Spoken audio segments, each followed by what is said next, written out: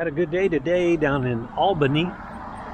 We were Dougherty County Public Works and had a large pine tree, about I guess 33 inches or so DBH, and it was dead in a flat field. So we had a good class taking that down, and then worked on cleaning it up a little bit. Had a small class today, about 10 guys, and it went very, very well. The pine tree came apart a little bit when it hit the ground because it's so big and been dead for a while, but everybody picked up some things as far as bucking and wedge use and that kind of thing. About half of the class had been to a demonstration 2 or 3 years ago, but they did a good job today, so appreciate the opportunity.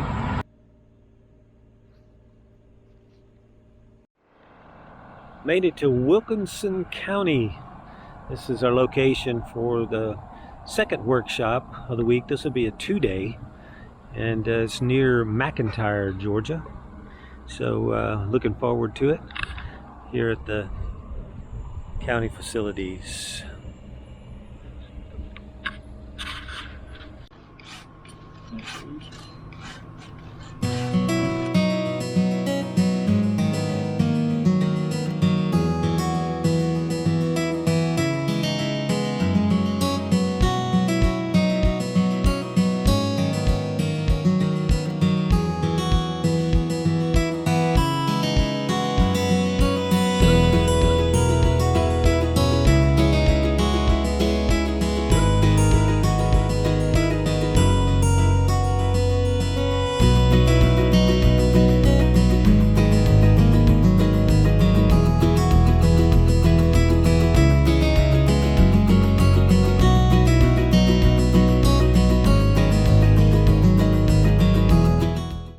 Another hot one today, but a super day. We're out walking the dogs here this evening. But we had about 10 guys in the class today. They had all pretty much gone through day 1 before. So we went on to kind of day 2, day 3 of the program.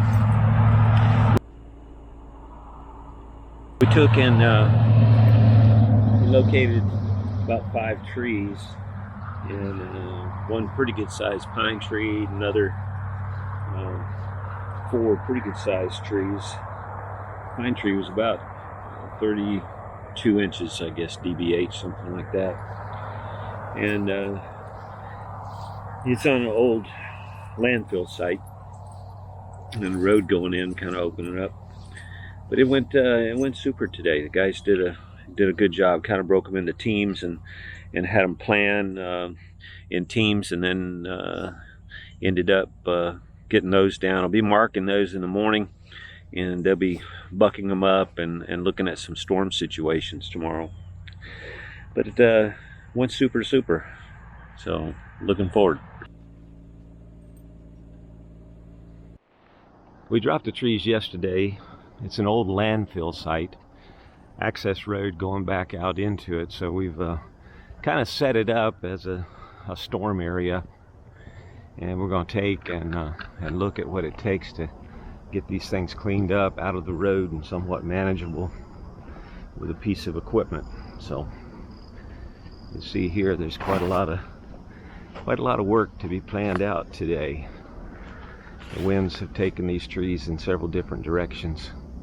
Get them down safely so the pieces can be picked up.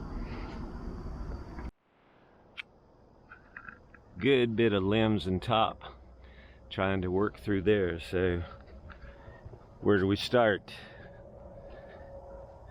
Up here, or starting from the butt and work forward? Might be a place or two that we can come in and start to work and go back towards the top. But if we start and go towards the top, we can usually lower those limbs down so we don't have to worry about something flipping on us with the height And so right in through here, we could probably be able to start and work towards the top and not have as many limbs to pull and not to have as many chances of things flipping over or rolling over at us. But right in through here would take a lot of the weight off from the top and make it a little bit safer situation and still be able to clean it up out of the road pretty fast.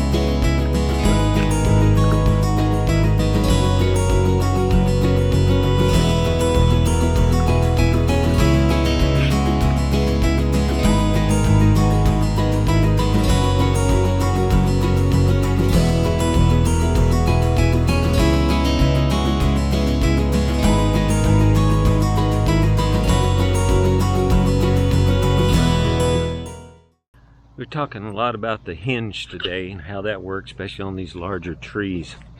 And remind me of a story I ran into with a gentleman named Bob back several years ago. He came to one of the training classes in Virginia. He came that morning and he started, listening in a little bit, and then he had a lot of comments about this, that, or another in the class, and I don't know, it was kind of counterproductive. So I told him, I said, Bob, if you just kind of sit in the truck the rest of the afternoon, I'd appreciate it. He said, what do you mean? I said, well, we're talking about a lot of stuff here that some of these guys don't quite understand, and I understand you've got quite a lot of experience, but some of these guys, it's some of the first thought processes they've had for planning. So I'd appreciate it to just kind of listen. We're going to get into some more details and how things work, as we go through the next couple days of the training.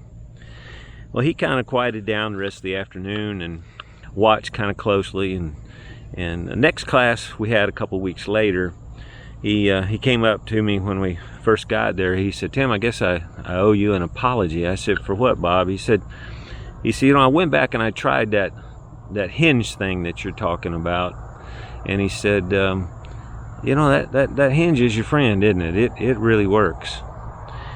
And I said, yeah, Bob, I guess you could call it that. He said, I've made probably about $16 million or so in the logging business in about 2 or 3 different states. And he said, I probably always used the hinge myself, but as you said, a lot of times the younger guys, they don't quite understand it. And he said, I even had one guy was seriously injured, almost died. They said that it was because he didn't have a sufficient hinge on the tree.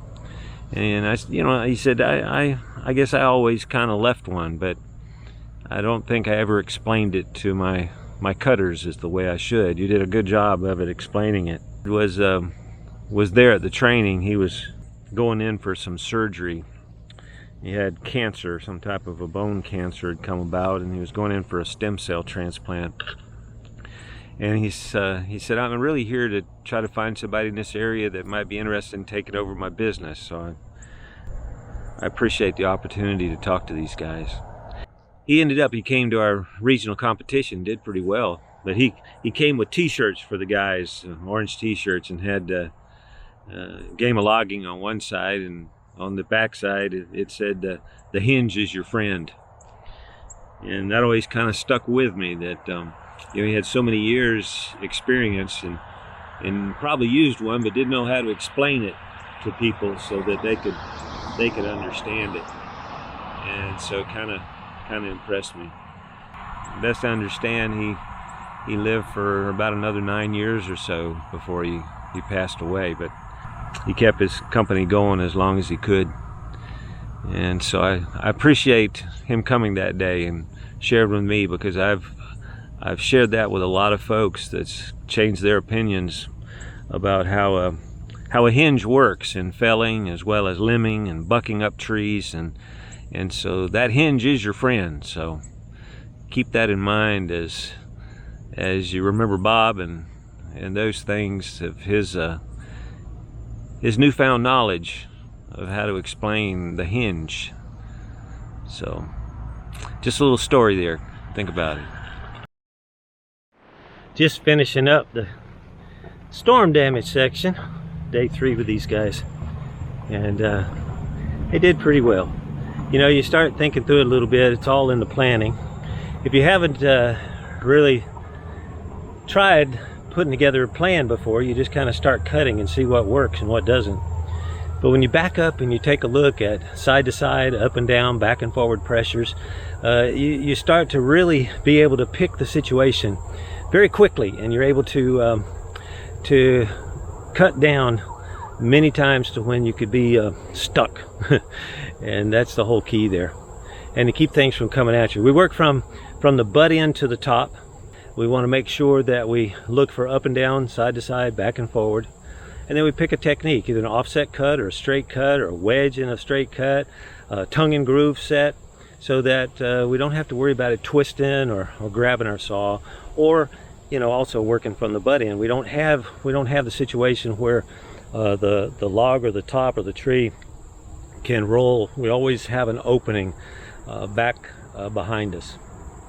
So it worked out really good today. They're going to bring a loader down after lunch and push everything out of the road, but we got everything pretty much cut up so that it could be moved. So it's been a great one, and McIntyre, Georgia has been a good session. So we appreciate Georgia LTAP for giving us the opportunity to work with these folks, and hopefully be able to do it again soon. But they picked up a whole lot. So thanks for coming along, and we'll hope to see you along the ForestApps road.